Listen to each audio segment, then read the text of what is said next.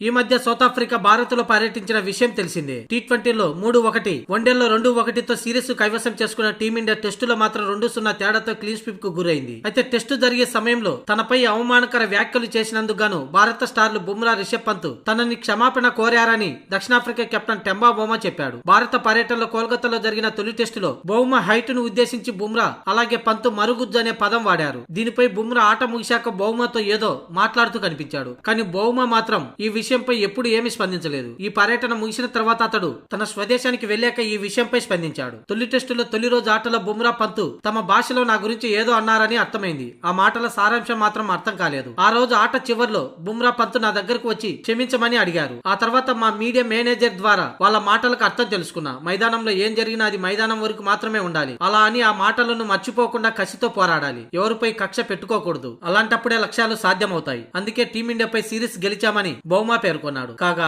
దక్షిణాఫ్రికాతో ఈ 2 టెస్టుల సిరీస్ ను భారత్ 0-2తో చేజార్చుకున్న సంగతి తెలిసిందే. అంతేకాకుండా WTC పాయింట్ల టేబుల్లో కూడా వెనకబడాల్సి వచ్చింది.